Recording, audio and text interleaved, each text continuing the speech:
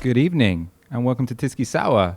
There are 2 days left until the general election and we have a new addition to our technical offer, which is a countdown in the top. Oh no, is that for the audience or is that just for me actually? I'm not sure anyway. I can see a countdown until polling day. Maybe you can. 2 days, 1 hour and I've had a really long day today. Anyway, I'm going to introduce my guests. Oh God, Grace is dying over here. Well. I'm joined by Grace Blakeley, superstar economist, friend of the show. How's it going? Do you think you'll survive the show? I don't know.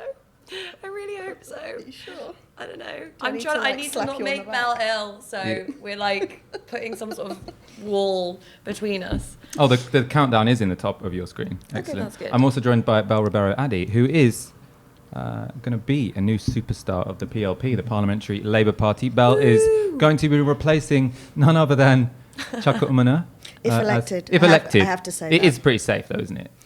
So people tell me, but I wouldn't take it for It's not a good look to granted. seem complacent. But what was Chuka's majority? 26,000. I'm sure most of that was He'll personal probably though. be Most of that was personal, I'm sure. Of course. Yeah. That was a Labour majority, and it should have stayed with Labour, but that's another story.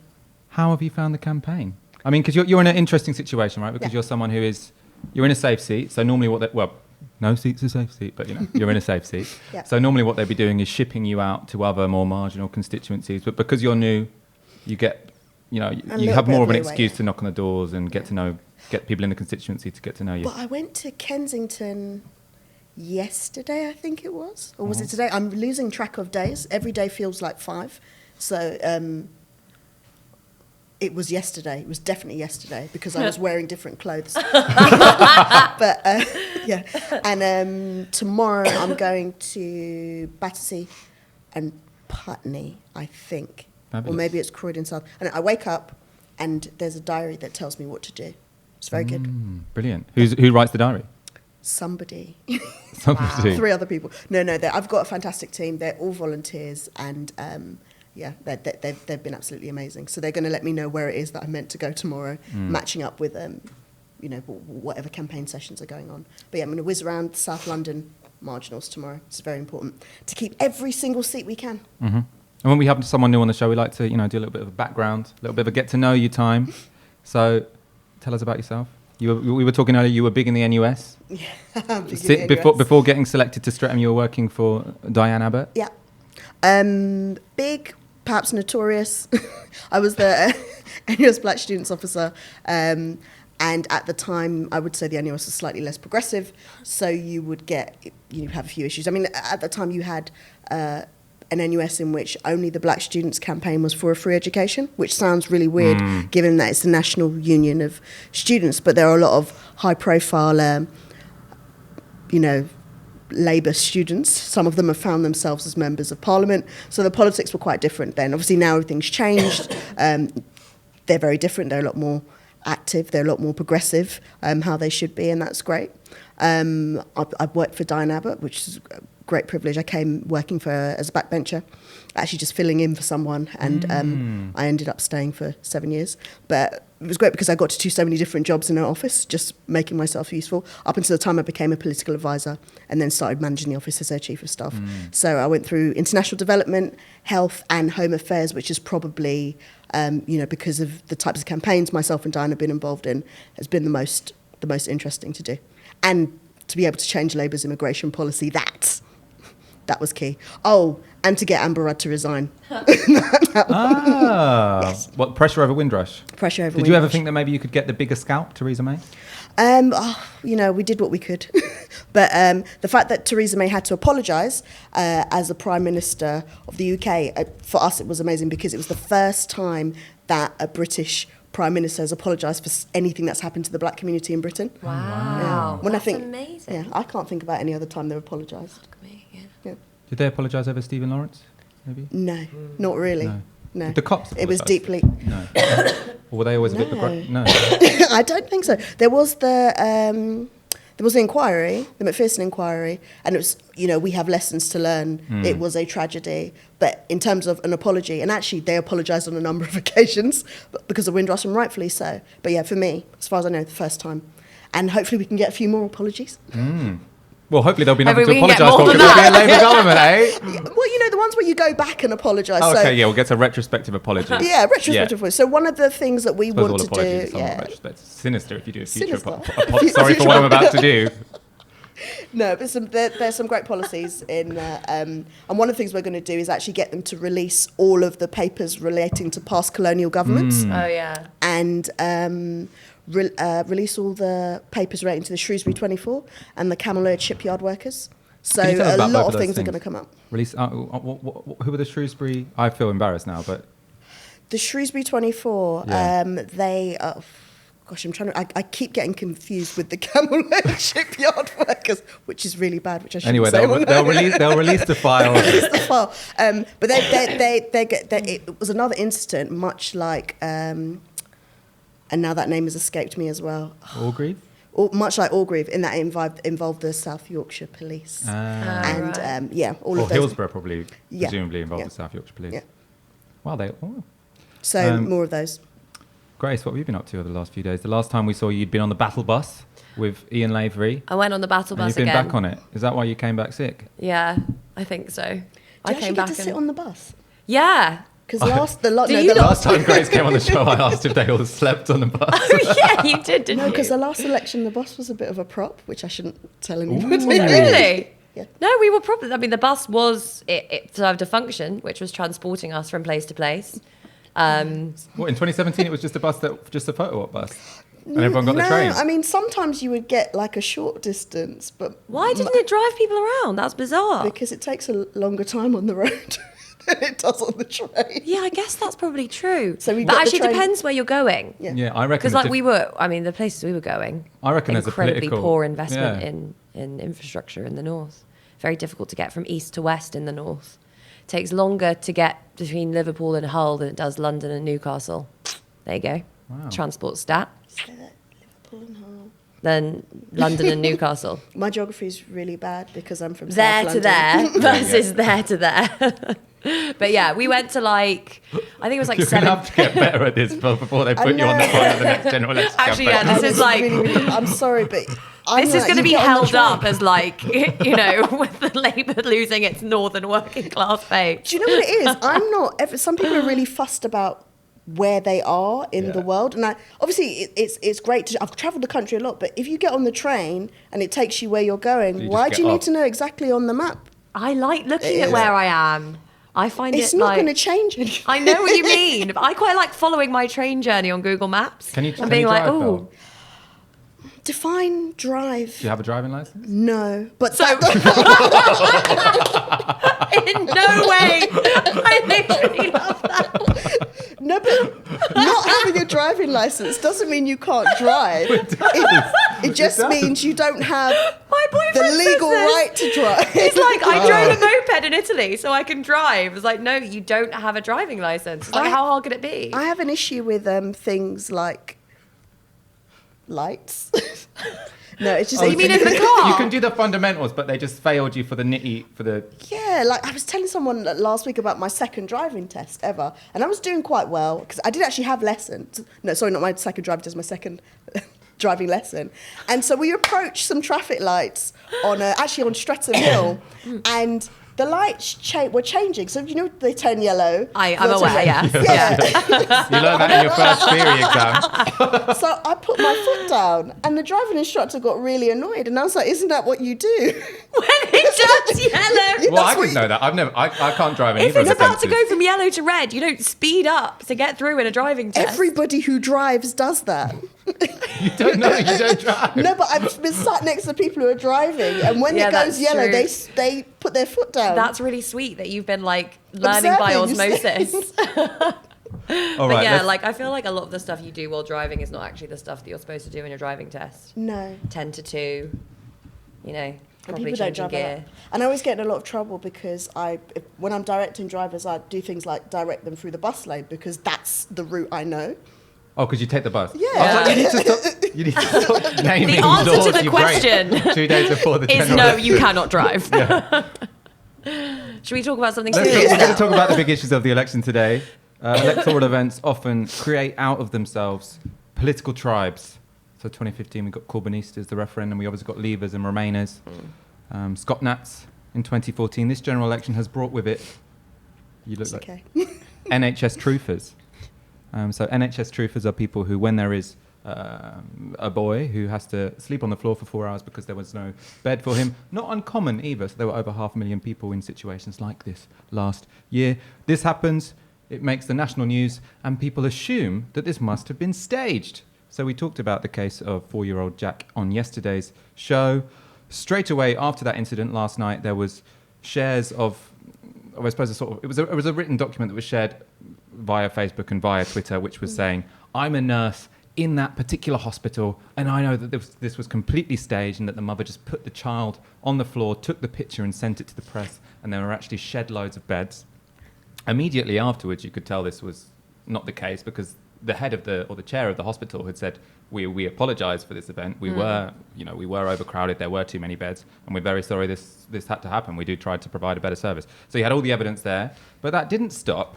One, this spreading like wildfire on social media and on Twitter, and I mean, this is one of those occasions where it's like, what do we do about that? What do we do about the spread of this? Was just fake news, not misleading news, fake news. But one thing we can do something about, or we can demand. Or people we can demand better from, let's say, are elected representatives, elected members of parliament, and fairly established right-wing journalists. So this conspiracy theory, the NHS Truther story, was shared by Michael Fabricant, Scott Benson, Wendy Maisie, Michael Fabricant. Carl McCartney. Carl McCartney shared it. He was already sort of in trouble during this election because I'm pretty sure it was him who'd been retweeting. Is he one of the racist ones? McCartney was previously forced to apologise for retweeting posts from former English Defence League leader Tommy Robinson and far-right commentator Katie Hopkins. So obviously when, which contained anti-Muslim and anti-Semitic material. So obviously when Boris Johnson was asked in the leaders' debate, what are you doing about Islamophobia? He said, it's one kick and you're out. And then they listed a bunch of these cases to him and he said, well, I think all of them apologised. But they clearly haven't been particularly strict with their social media use because within a period of 2 weeks, 3 days before a general election, they're all sharing nonsense conspiracy. I suppose you could have a conspiracy theory, which is that this is exactly what the Conservatives want because it means we're discussing fake news instead of the NHS. But to be honest, one, I think that's probably not true. And two, if it was, it would have been a fuck-up because the NHS has been leading the news for the day. It was leading the news yesterday. And I think for the first time, well, not for the first time, but let's say the Tories have felt comfortable during quite a few periods during this general election, and they seem a little bit on the ropes right now. Talk about what you think is going on, Belle.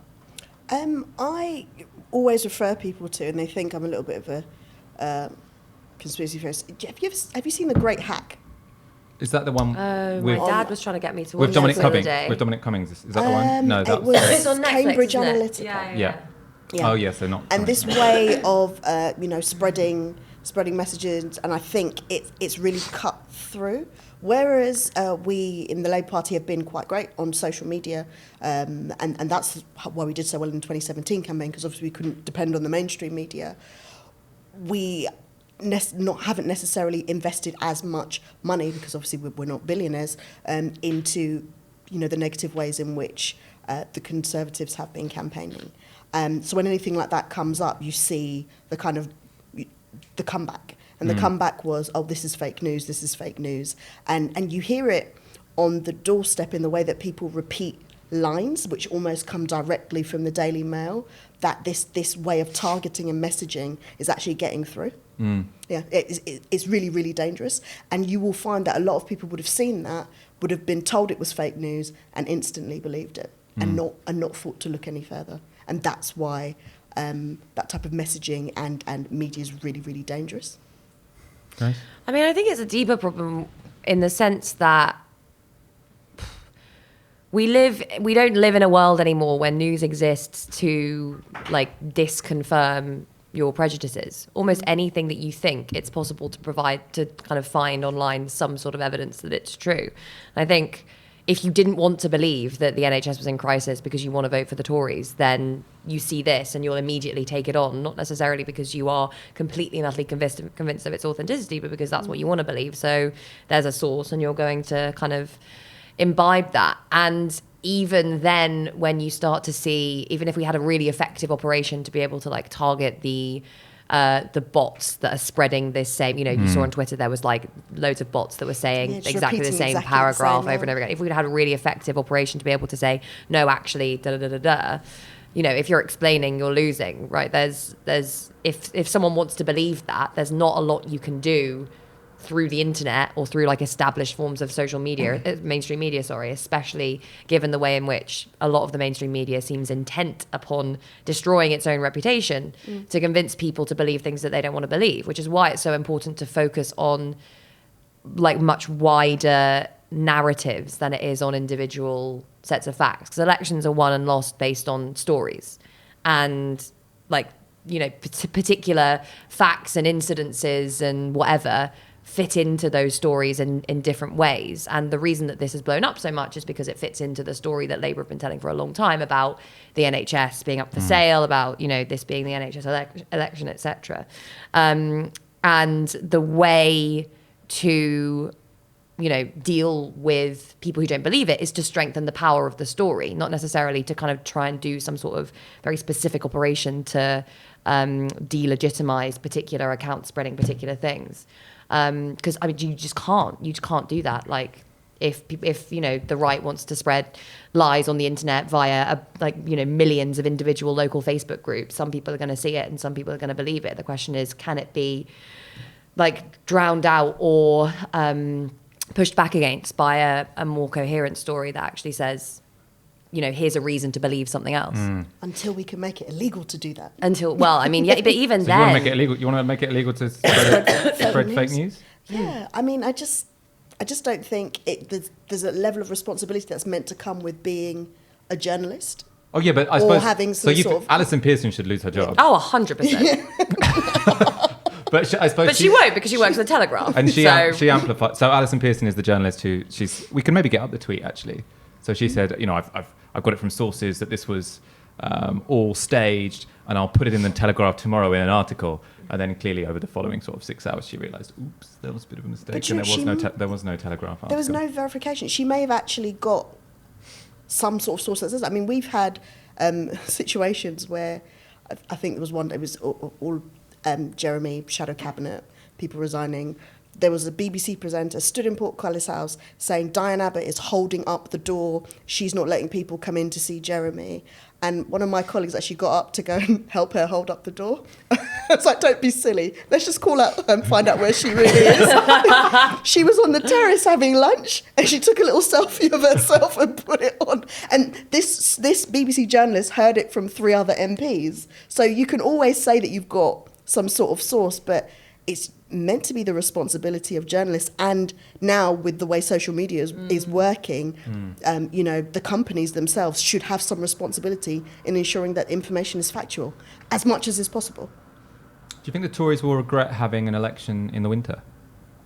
So lots of people, when this election was first called, was like, Labour won't want an election in the winter because it potentially, will damage turnout, and there'll be a big job on the hands of every Labour activist to try and encourage people to go out to vote, even if it's pissing down with rain and incredibly windy, which it seems like in many parts of the country it will be. But it also has, and obviously Labour care more about turnout than the Conservatives, which is why Jeremy Corbyn tweets a lot about voter registration, and I think Boris Johnson never once has. Yeah. I don't think Jo Swinson. Yeah. But but one problem for the Conservatives about having a winter general election is that this is when you get pile-ups in hospital. Not because it's a natural disaster, by the way. You didn't get these. As many criticisms we might have of New Labour, you didn't get people, piled up without beds in winter because they actually increased funding for the NHS. It's not rocket science. But do you think Boris Johnson will regret this? How much do you think the NHS is cutting through? Could we see a last-minute swing in the polls? We are, every week that we have of this campaign, we're seeing more of a bump in the Labour vote. And if it was going on for another 2 or 3 weeks, there's no reason why we wouldn't be seeing Labour polling at 40-something%, right, given the trajectory that we're on. And it definitely looks like this week that this NHS story is going to be what's dominating, and the NHS is a big concern to, if we're thinking about the people who have yet to make up their minds, undecided voters, they are like not massively into politics. They're not going to be paying attention to all the ins and outs of what's going on, the kind of Twitter spats that animate all of our lives. They'll be kind of have one eye on this election and then one eye on, you know, whatever else is going on in their lives, on Christmas, whatever. The NHS is something that is being talked about in this election, of like with which they will have some intimate knowledge, and probably potentially they're more likely to have had some experience over this election campaign. So in that sense, alongside the fact that, you know, as well as a lot of undecided voters tend to be women, and we've been more animated by pictures of kind of children lying on the floor of hospitals, it does seem to be the kind of issue that could pick up a lot of votes in the final week of a general election. So the longer we manage to keep this story going, and I think it's like 10 million people have now watched that clip of Johnson. On Twitter, though. Boy. That's what worries true. me. So it's 10 million people who on Twitter have Did seen they it. check Facebook? Because slightly younger generation really is into Facebook, but Facebook is still very big. Facebook has a lot of old people. Newsflash. Yeah. Lots of old people use Facebook. Well, Facebook, so yeah, in sort of marketing language, Facebook is for boomers. Yeah. And then Insta is for young people. Is it Generation Z? TikTok is for Gen Z. TikTok is for TikTok is for Gen Z. Insta slightly older. What Facebook, generation are we? old. I get confused. Wait, I don't want to ask how old you are. We're millennials. We're millennials still. We're always millennials. It's a generation. No. Oh, If you, I think it's. I thought you meant like it's something we grew out of. Do you know what? I'm losing all of my words today because I don't know what day of the week it is. Not still. I think it's Millennials mean you became an adult. between 1995 and 1980. You became an adult around the turn of the 21st century. You came of age around the turn of the 21st century. So, can someone in the comments tell me the precise definition of millennial? I think it's people born between 1980 and 1995. Okay, yeah, Okay, I buy that. yeah, right, okay. Yeah. Yeah, I'm the tail end. yeah, fine, whatever. You just want to throw that? Yeah. I'm still young, even if I am dying. By UN definitions, I'm still young. Yeah, so Facebook boomers. Lots of people still use Facebook. Yeah. They sort of change the Yeah. algorithm, so it's a bit harder for things to go viral. So actually, stuff on Twitter often now gets more views, but it gets, I think, more views maybe from the same people over and over again. Yeah, or, 100%. Or it doesn't seem to be. Anyway, I don't think many of these target constituencies, which is often middle-aged women who voted Leave, who because of Brexit might be inclined towards the Conservative Party, but because of social services and because of the NHS, are traditional Labour Party voters, and the Labour Party will be desperate to be putting at the forefront of their minds the fact that it is only a Labour government that is properly going to invest in public services and properly invest in the NHS. So even if you did vote Leave, you know, in terms of Brexit, take a risk with the Labour Party in the sense that you might have to remain if you vote Labour, or you might be able to leave on a soft, sensible deal or whatever. But ultimately, the Conservatives are a bigger risk because after 9 years of Conservative government, there are 4.4 million people waiting for an operation, which is the highest number on record. I think it's good to have at least 3 of these facts ready to roll off your tongue for when you go canvassing. Good stats. Which are yours? What are my stats that I use canvassing, or do you want some stats about the NHS? Either. Okay, so some stats about the NHS. But I mean, what do you have some that roll off your Numbers tongue? So I got I think you might as well remember them. 4.4 million people waiting for an operation in England, the highest number ever. Yeah. 600,000 people last year waited on trolleys in A&E for over 4 hours, which is 10 times the amount it was when the Conservatives came to power. Wow, that's a really good stat. And the number of people waiting more than 2 months for urgent cancer care has tripled since the Conservatives came to power. That's really good. So those are my 3. I mean, the ones I always use are like decade of wage stagnation. Yeah. 5 families have the same wealth as the bottom 13 billion. That's a recent one, but That's I've a good one. updated I it. haven't. Tell me that last one again, sorry. 5 families have the same wealth as the bottom 13 million. Wow, so 5 families have the same wealth as the bottom 13 million. Imprint that into your head before go. Thursday. What are yours? I use one mainly. Yeah. 120,000 people died unnecessarily because the results of austerity, because that covers so many different things, from NHS to universal credit to just the government being, we talked about swear words before. You can swear? You can swear. Yeah. Just the government being complete dicks about how they how they treat people and just services generally. 130,000 kids will be homeless this Christmas. Yeah. Oh, wow. Child poverty is up. I Isn't think it over 45%. Maybe it might be. Or just about 50% of children Yeah. are living below the poverty. I think homelessness is up 65% since 2010. I might just be making all this up, to be honest. My brain is completely No, melted. Mine were Yeah. definitely true. The first ones of yours. Yeah. The sort of longer you went on and the more dreary your voice got, the more it sounded It's like just maybe like, I that's don't know not if quite I don't true. know what I'm talking Yeah, about. it seems like lots of Everything people is are really, really bad. Yeah. Yeah, basically. But there is hope for change. You're watching Tisky Sour, you're watching Novara Media. As you know, this channel, this show is only possible because of your kind donations. If you are already a subscriber, thank you very much. You might consider giving us an election bonus. If you are not a subscriber, please go to support.novaramedia.com and give us the equivalent of 1 hour's wage a month so we can keep upping our output and fighting for a better world where the statistics are slightly more happy. Yeah, I positive, feel like if there's aren't they? anyone currently watching this who hasn't watched before, then I would warn them that the quality of particularly my input is usually higher. Also like this video, however dozy we all seem because it's been a very long election campaign. Put a like on this video. It's been a short election campaign. There's That's the problem. Yeah. Yeah, it feels very long. There's 1,600 So of you many watching. places. Only 268 of you have liked. Doesn't cost you anything. I'm just saying. Appears in more people's news feeds if you do, which spreads the message, spreads the cause. We really need a boost right now, guys. Come we on. really do. How are you feeling about the general election in general? I mean, we don't do predictions on this show, but I mean, you're allowed to do a prediction if you want. I'm not a pollster. I'm not a big fan of the polls, but do you know what was really, really enthused me? That was the amount of people that registered to vote this time around. I really do believe that's going to make a massive difference, and it's just important that as many people take part in the democratic process as possible.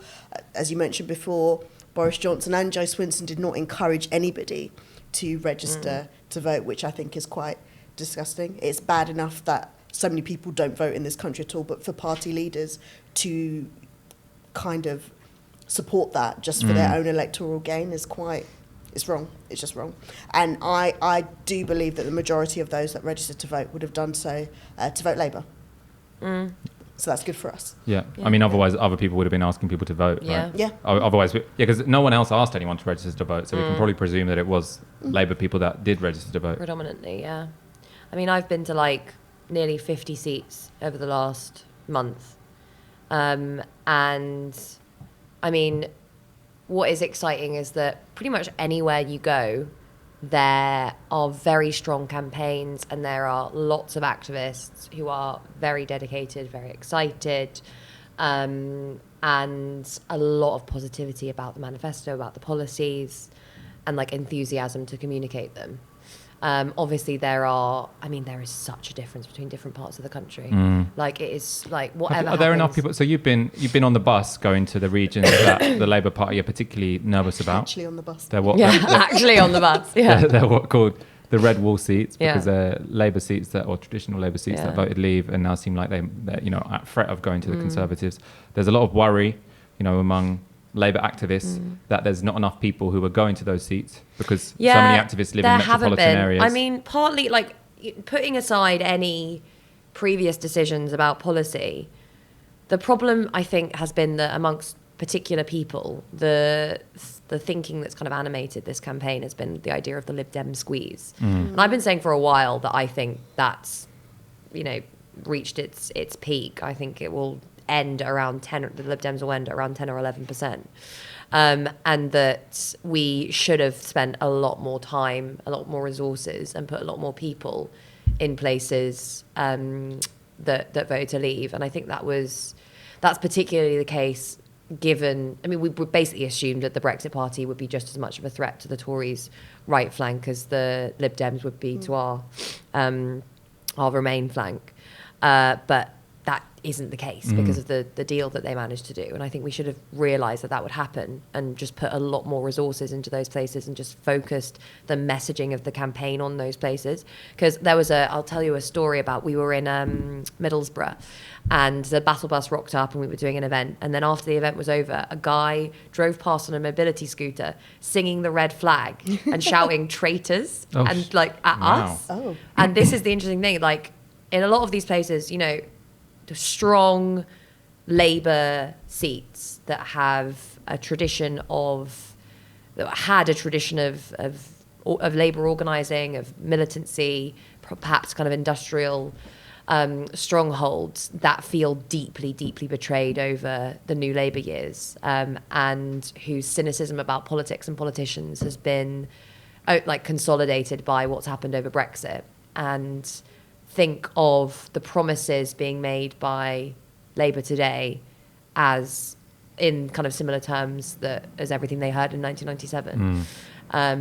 And yeah, I mean, there's just a sense amongst many of these places that no politician can be trusted, that things can't really get any better, so it's best just to vote for things to be stable. And that, yeah, I mean, the places that they live are not the places that politics and politicians care about.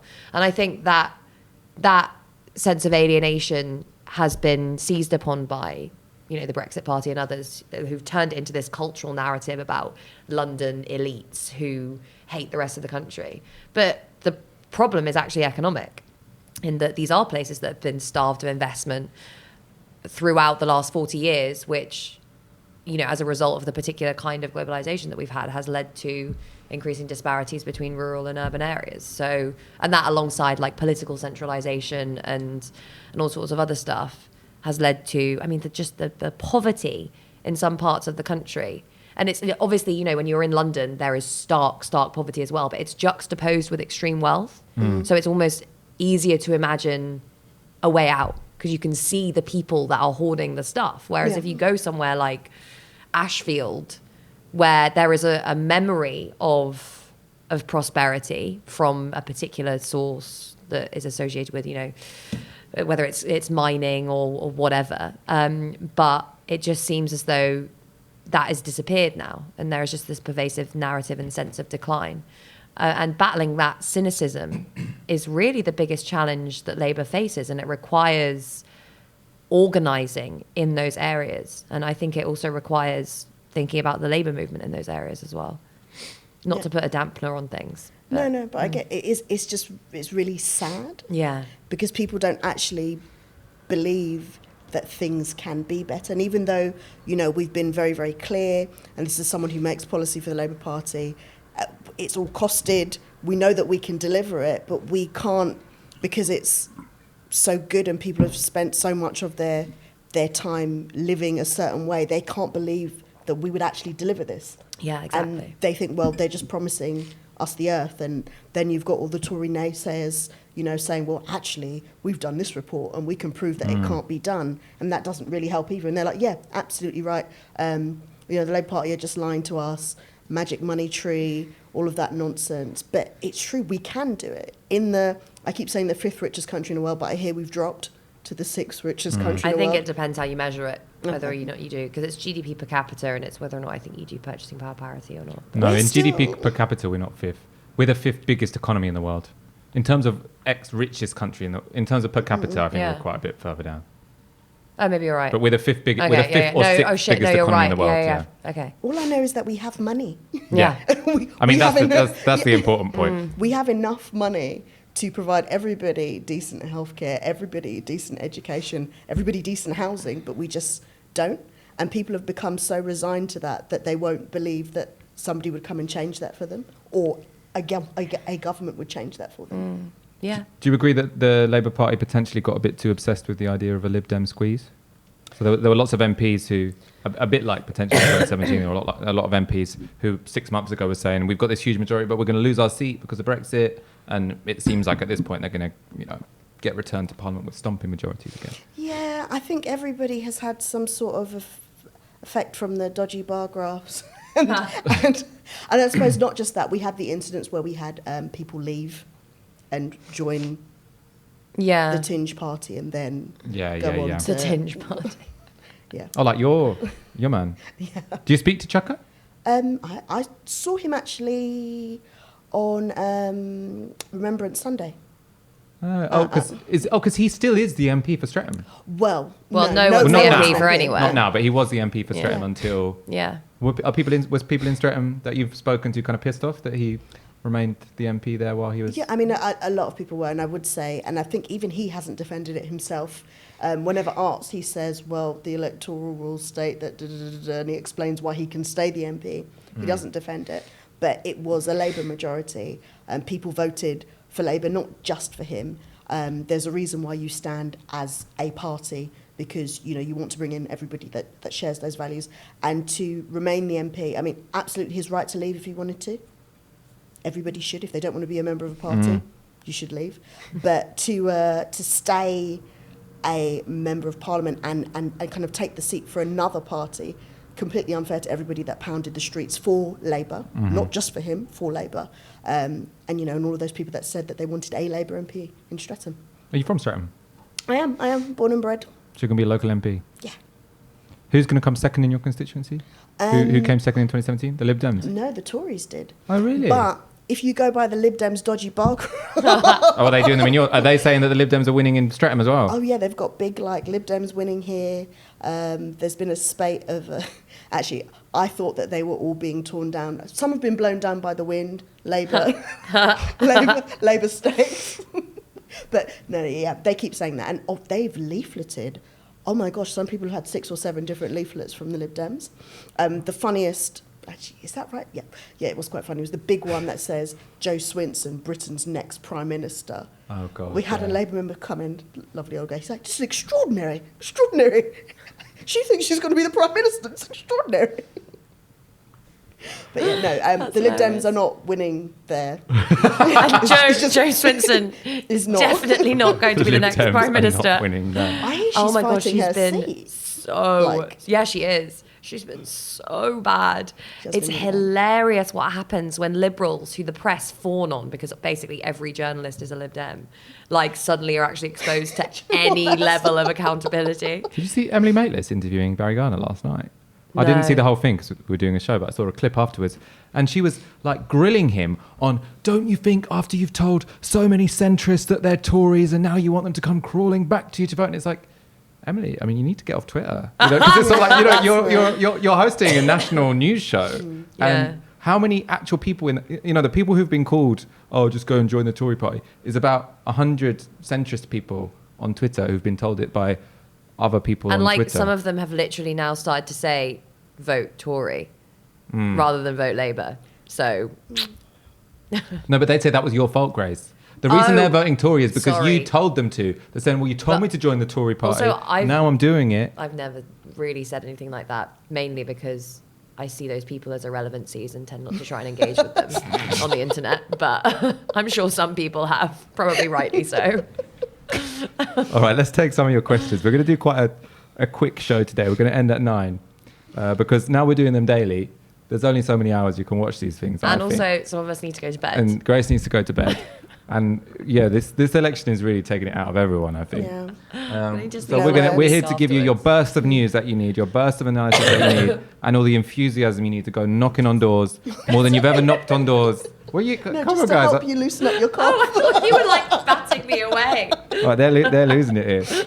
All right, let's. Mateless did also tweet about a Corbyn cult earlier. Oh God, so that boring. kind of. The thing is, they call it a Corbyn cult because people support the leader of their party. But aren't you meant to support the leader of your party? I mean, what are we supposed to do? It's this deep.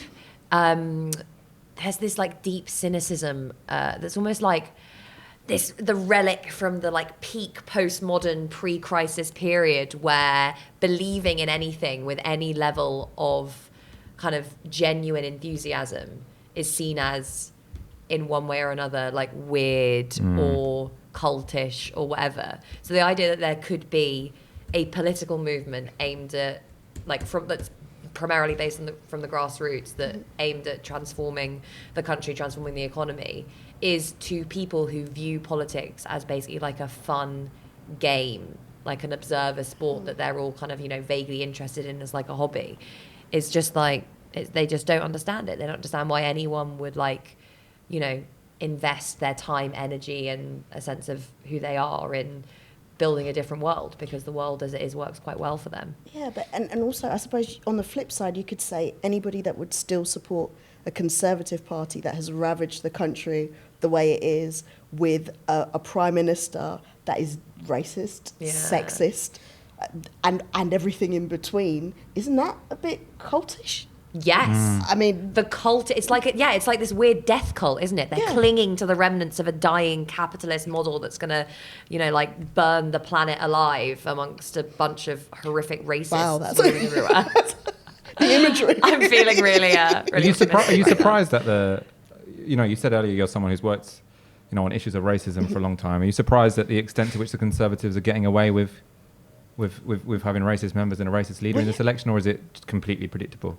No, it really shouldn't be. I find it fascinating that Boris can say everything he has done in the past, and everyone, well, not everyone, but people be okay with him not apologising. And, whilst they want Jeremy to apologise for a range of things and will berate him for a range of things, but Boris, literally there was a map that the Independent did of all the countries in the world that he offended. This is when he was made Foreign Secretary, and there was no space left. There were no blank spaces left. Like, most of the globe, he had said something really offensive about. And, people just don't seem to care. Or it's not really made a big deal of in the mainstream media, which is interesting given what the mainstream media like to pick up on. And why do you think it is that people don't care? Do you think it's people don't care because it's not made a story because the media tend to give the Tories an easy ride? Or do you think it's that, I suppose there just isn't that much sympathy, there isn't that much outrage at racism in the public? There's not enough outrage at racism in the public, but I think it also does go hand in hand with the fact that the media tend to give the Tories an easy ride. I mean, casually saying the N-word, casually. I mean, I just think of what some of their politicians have said about Diane. Some of them have been able to continue to stand as politicians, be they councillors or members of parliament, and that's okay because they're talking about black people, and that doesn't really matter, does it? Because they're fair game. A lighter note, Niall Glynn, should we nationalise sausages? 100%. Yeah?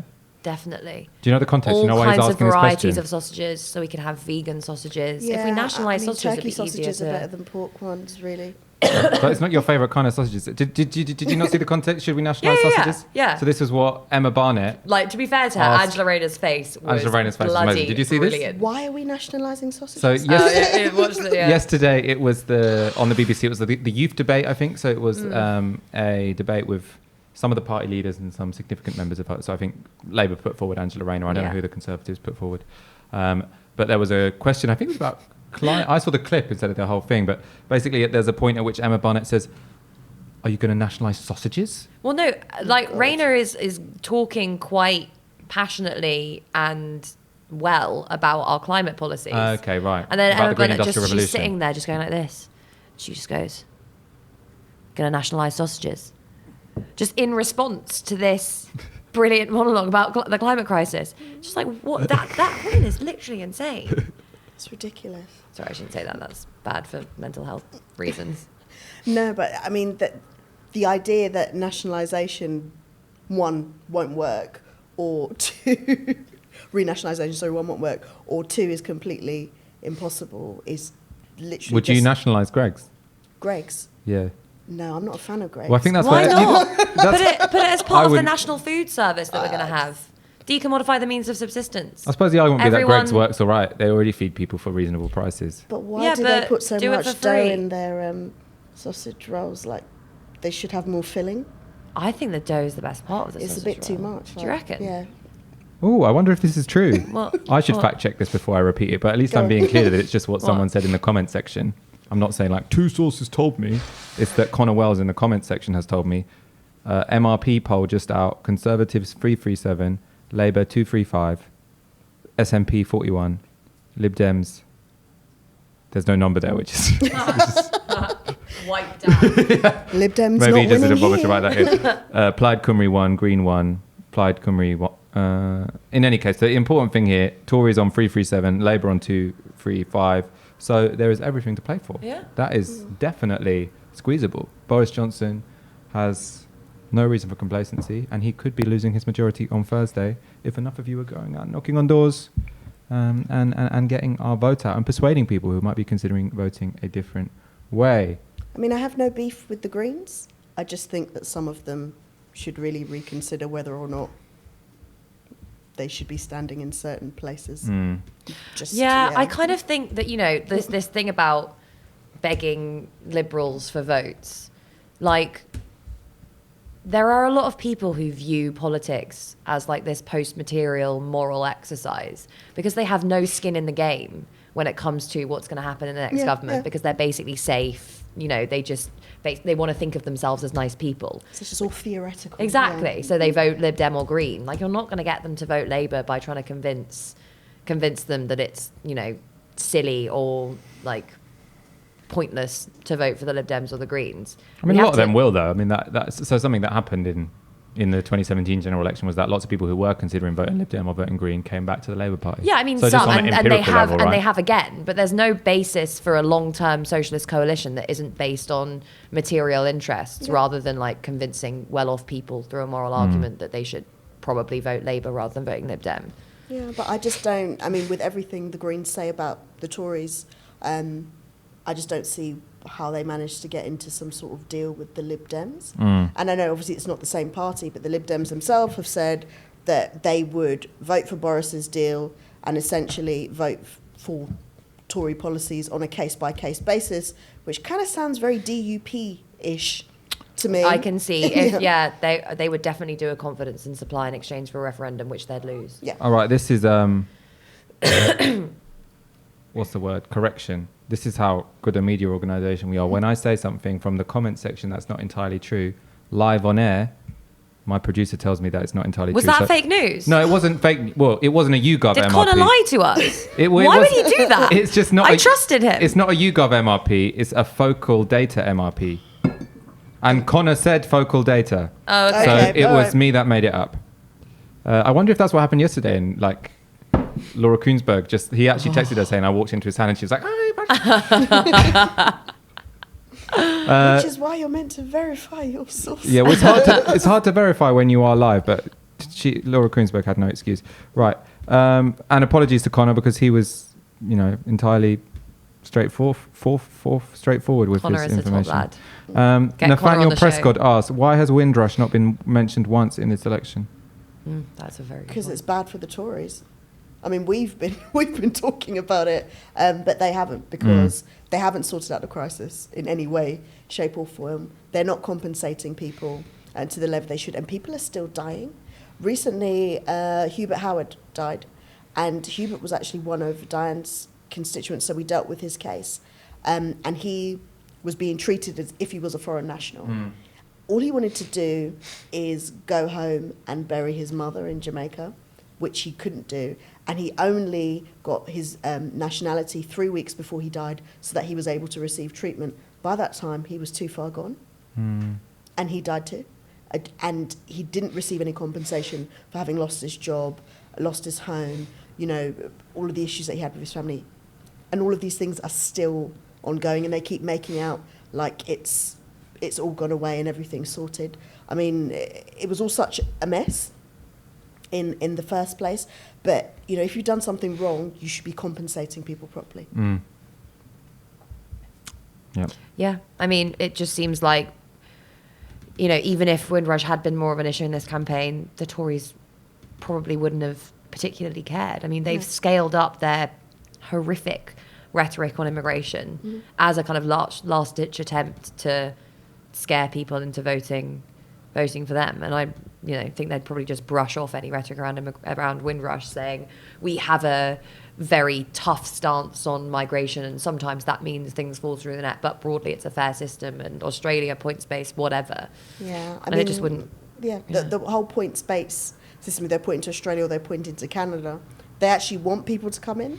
The hostile environment doesn't want people to come in. It wants to split up families. You literally have people being told, being deported and being told that they can communicate with their children over Skype. It's ridiculous. What? And it's just this long, like I was listening to something the other day, just the experience of a guy who had been going through this process of like rooting out documents in order to prove his identity for a decade. And by the end of it, he had such bad mental health issues from the constant anxiety of not knowing whether or not he'd be able to stay in the country and see his kids, that he was like, couldn't work, like, you know, just permanently affected by this horrific experience that just suddenly like transformed his life. It's horrifying. It's horrible. And the EU settlement scheme is just another Windrush scandal in the making.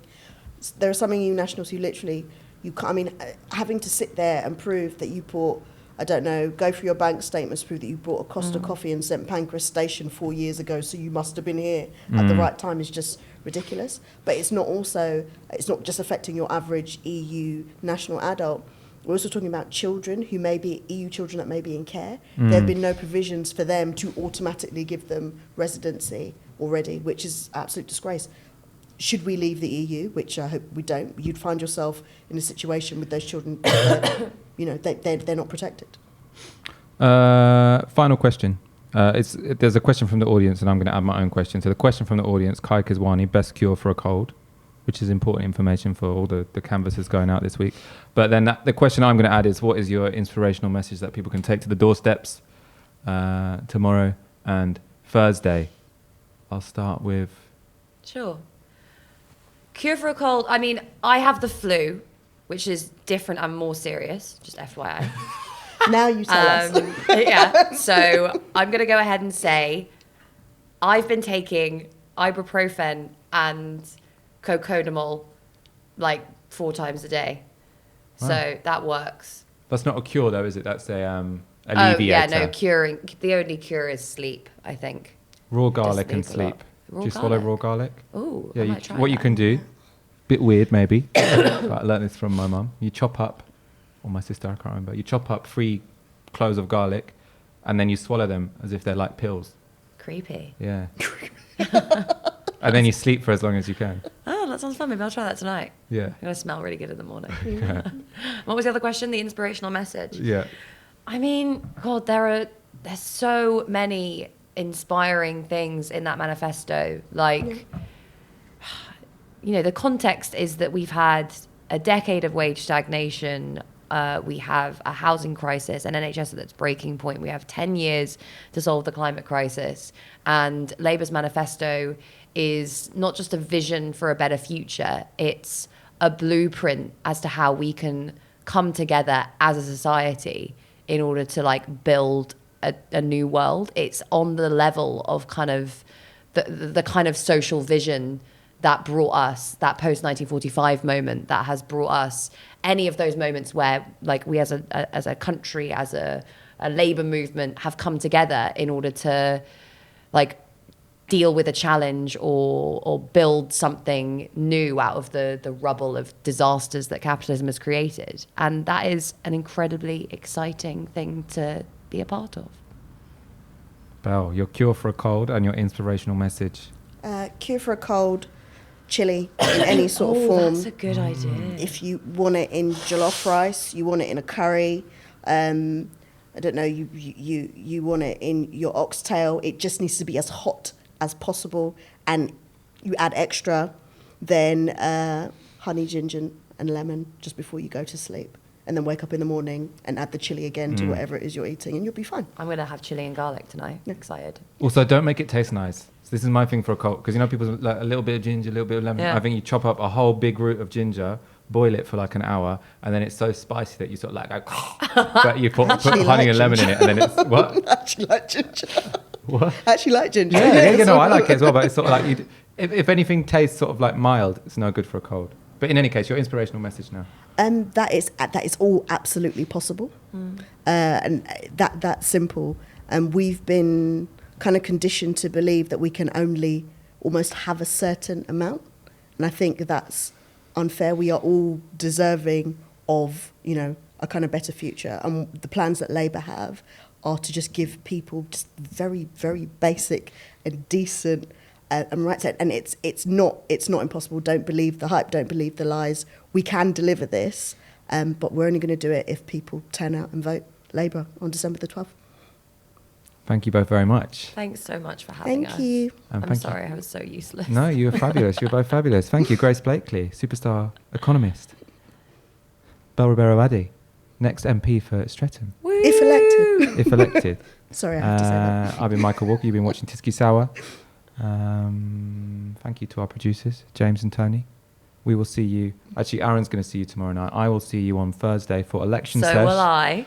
Grace will also be here for election sesh. Do you want to come along for election sesh? You won't be very far away. You'll be Am doing I something allowed? important, No, won't you? what time? Well, it's going to be election sesh. So election sesh is going to be from 9:30 to 4:30 a.m. I will ask my people. Yeah, ask your people. Nice. We will see you. Well, Aaron will see you tomorrow. I will see you on Thursday. Good night.